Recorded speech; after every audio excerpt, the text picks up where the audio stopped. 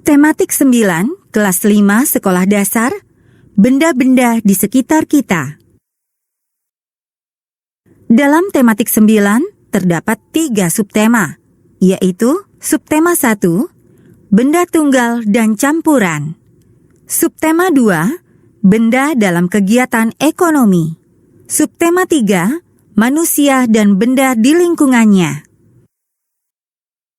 Selamat datang dalam tematik 9 subtema 3, manusia dan benda di lingkungannya. Lia, Mei, dan Rere mendapat tugas untuk membuat karya seni daerah. Mereka memilih untuk membuat karya seni daerah yang banyak ditemui di Yogyakarta, yaitu batik jumputan. Batik jumputan atau batik ikat celup memiliki motif yang mirip dengan pelangi. Batik jumputan biasanya dibuat menjadi selendang atau taplak meja. Pernahkah kamu membuat batik jumputan? Yuk, kita perhatikan langkah-langkah membuat batik jumputan bersama-sama. Siapkan alat-alat dan bahan berikut ini. Ikuti langkah-langkah pembuatannya. 1. Masak air sesuai dengan aturan pewarna kain. 2. Tutup kelereng dengan kain yang akan diberi motif, lalu ikat dengan tali rafia. 3. Basahi kain dengan air dingin dan masukkan ke dalam air yang sudah diberi zat pewarna. 4. Panaskan air berwarna dan kain, lalu aduk kain selama 40 menit agar zat pewarna meresap. 5. Matikan kompor dan diamkan kain hingga dingin. 6. Lepas ikatan kelereng dan jemur kain di tempat yang tidak terkena sinar matahari. Batik jumputan sudah jadi. Bandingkan dengan batik jumputan milik temanmu. Batik jumputan termasuk ke dalam contoh seni rupa daerah. Bacalah tabel informasi berikut ini dan tentang ciri-ciri, fungsi, dan jenis-jenis seni rupa daerah.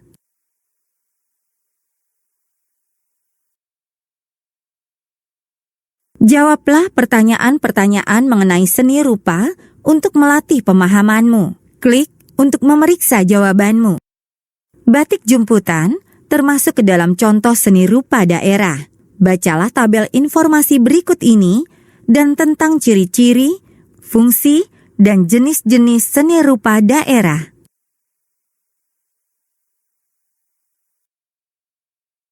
Jawablah pertanyaan-pertanyaan mengenai seni rupa untuk melatih pemahamanmu. Klik untuk memeriksa jawabanmu.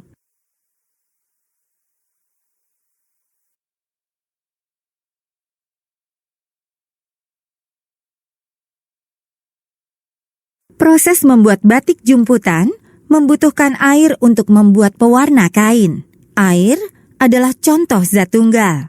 Pada pembelajaran sebelumnya, kamu sudah mengidentifikasi perbedaan unsur dan senyawa pada zat tunggal. Masih ingatkah kamu contoh-contoh dari unsur dan senyawa? Perhatikan tabel penggolongan unsur dan senyawa berikut ini dan berikan tanda centang pada kolom yang tepat. Klik untuk memeriksa jawabanmu.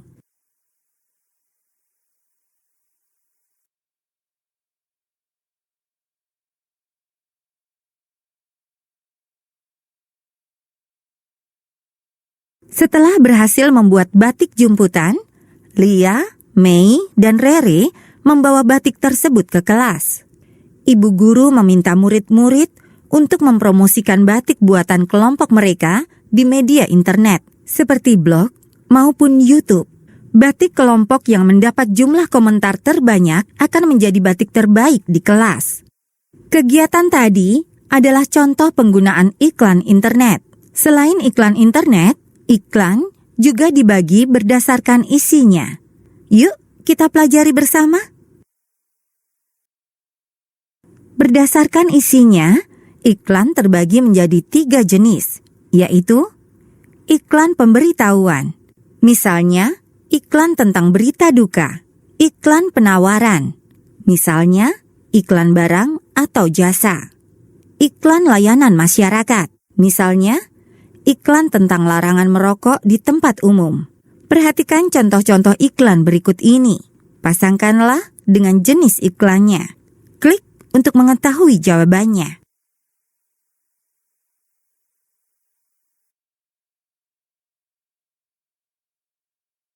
Pada media cetak, bentuk iklan terbagi menjadi dua jenis, yaitu iklan baris dan iklan kolom.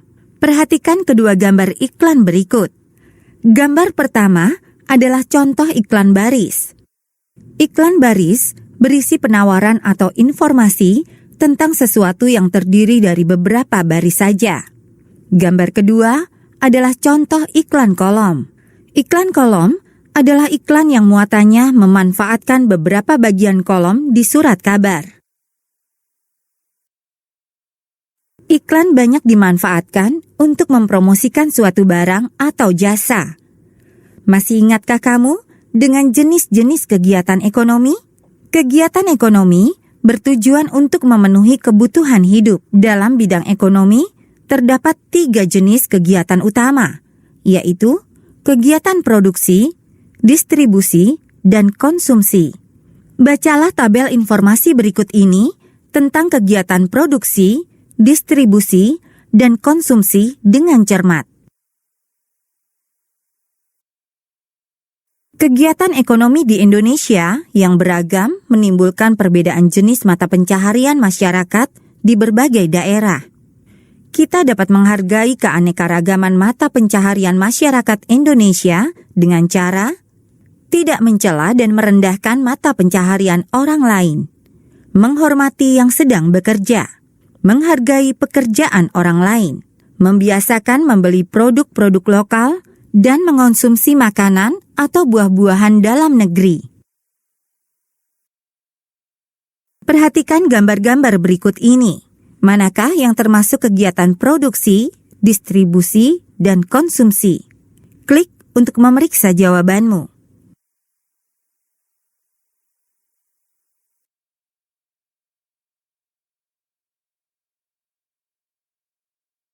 Sikap persatuan dan kesatuan dibutuhkan masyarakat Indonesia yang memiliki keanekaragaman mata pencaharian.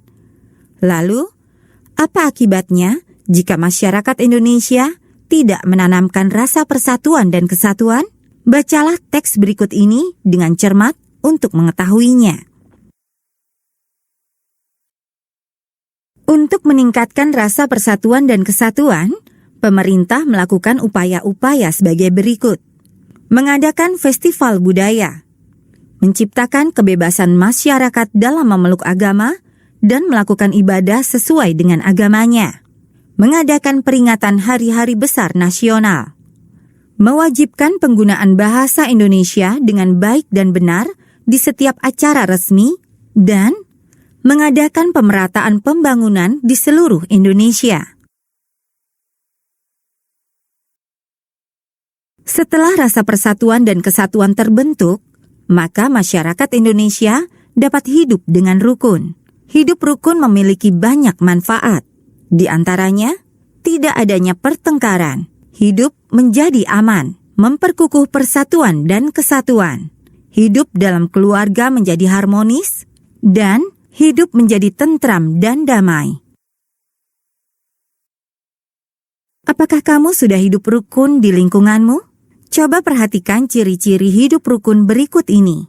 Saling menyayangi, saling menghormati, menghargai pendapat orang lain, menghargai hasil karya orang lain, dan membina hubungan baik dengan siapapun. Tuliskan 5 sikap yang menunjukkan persatuan dan kesatuan, serta upaya hidup rukun yang telah kamu lakukan di lingkunganmu. Klik untuk melihat contohnya.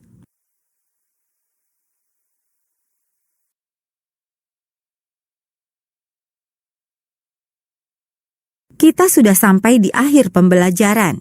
Bacalah kata-kata dalam daftar istilah ini untuk membantumu memahami materi.